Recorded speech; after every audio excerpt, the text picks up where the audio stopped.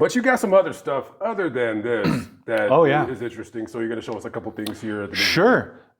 So if you're looking for the more macabre side here, so our exhibit here kind of spanned from the Big Nose George story. We wanted to kind of highlight the law enforcement side of the story as well. And so we partnered with the Wyoming Department of Corrections, and they helped us out a lot with some cool stuff. So we're building out the exhibit, and one day the current warden came in, and she's like, I got something cool for you. And so she wheeled in this gurney. So this gurney was, she's like, do you want this? And I'm like, well, yeah, what is it? She said, this gurney was used in the last execution taken, that was done by the state of Wyoming in 1992. The gentleman that was executed on this bed was named Mark Hopkinson. He was responsible for a conspiracy and murder of a lawyer's family. He kind of set up this plan for someone to throw some bombs into this lawyer's house and killed his whole family. So he was charged with 4 counts of first-degree murder and 2 counts of conspiracy for this bombing that took place. And he actually tried to do coordinate another one while in prison, but never went through. So he was sentenced to death and was executed on this bed in 1992. But the prisoners were the ones that made this gurney. So they soldered it all together. They even made the straps with the denim straps here. So it was a one-time use thing. And you guys no longer have the death penalty here. The death penalty still is active in Wyoming. There are some prisoners still on death row, but all of those sentences were commuted to life in prison in 2000. So while the death penalty still exists, there hasn't been an execution by the state since 1992.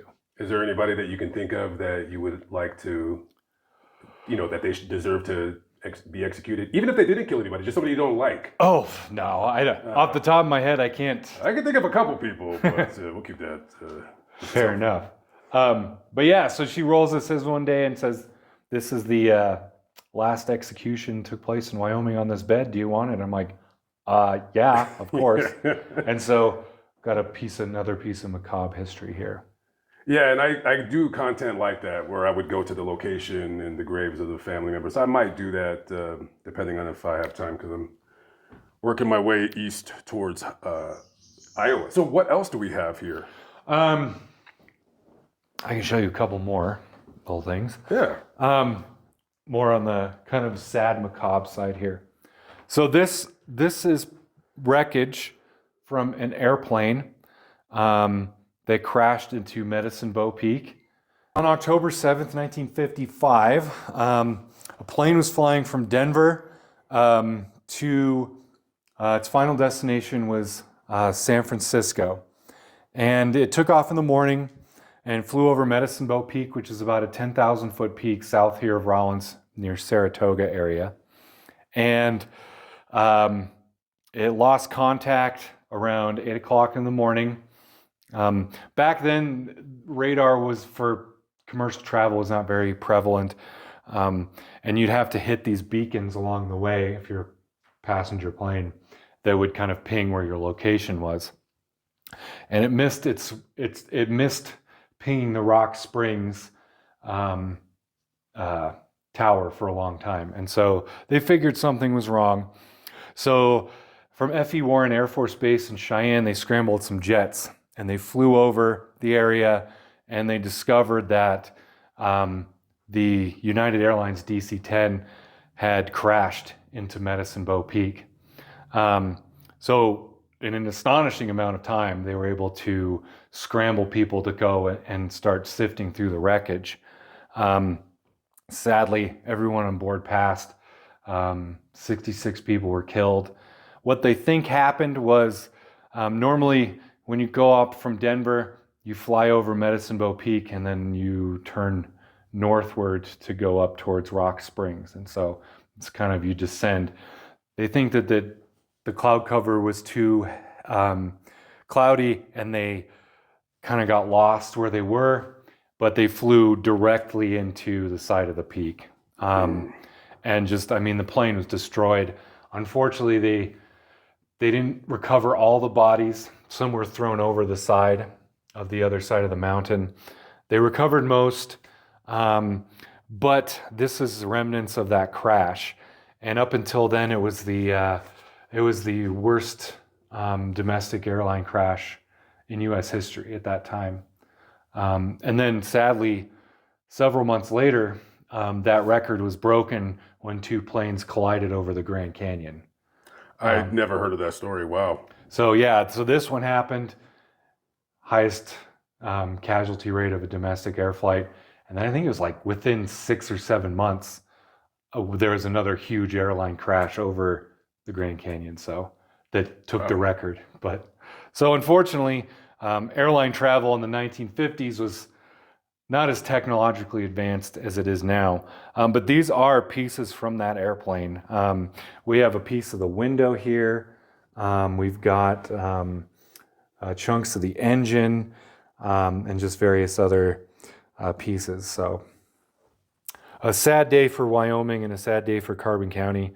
It's one of the largest mass casualty events in Carbon County history. But what happened was the Sheriff's Department and the Wyoming National Guard and the University of Wyoming and actually the University of Colorado sent climbing teams up because it's a sheer rock face. So they had a bunch of professional climbers and climbing groups up there pulling debris down. The Wyoming National Guard even used a 50 caliber like cannon almost to shoot pieces of the plane off the mountain because they were just lodged in these rocks. I mean, it was a bad crash. I mean, it's not like any plane crash is good, but there's still little chunks of the airplane around up there. I am not a big gun person, but I've seen this gun that I've never seen before. What is this? So that is a German MG08 15 light machine gun, likely from World War I machine gun. So you can imagine trench warfare, this pitched up on a trench and just firing away. And so I don't know how we got that thing, but they're pretty rare. Cool nonetheless. Oh yeah, it's really cool. I've always liked the 1860 Colt Navy revolvers. Those are pretty sweet. And then this pistol here has been linked to an outlaw named Tom Horn. That's Tom Horn. Why do I know that name? And I'm not trying to make it seem like I'm like some knowledgeable dweeb. I'm not. Tom Horn. He was kind of a cattle rustler. I might have read about him as I was coming up this way. Yeah, and he was lynched here in Carbon County as well. Yeah, that's why I know his name. Okay, yeah. This pistol has been attributed to him, but the time frame doesn't line up. So it's kind of an urban legend. It's because the name Tom is etched into the handle, but the gun was produced like a year maybe before he died. So it's very, very high. You could have had the prototype, maybe. Yeah, possibly. Let's just pretend. Unlikely. But so firearms are interesting because a lot of places will say like, oh, this is the gun used by blah, blah, blah.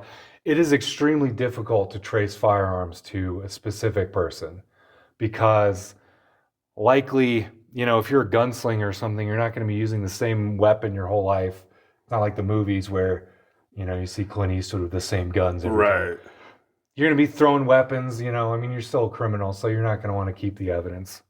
So tracing firearms back to people, unless, like the Derringer that shot Lincoln is pretty well founded that was the one that Wilkes Booth used. I still want to go. It's in DC, right? Yeah, I'll be out there next spring. I definitely want to see that gun. But yeah, firearms are just extremely hard to trace back to one individual person unless it was a highly personalized weapon. So it could be his, which would be awesome, but we can't 100% confirm that.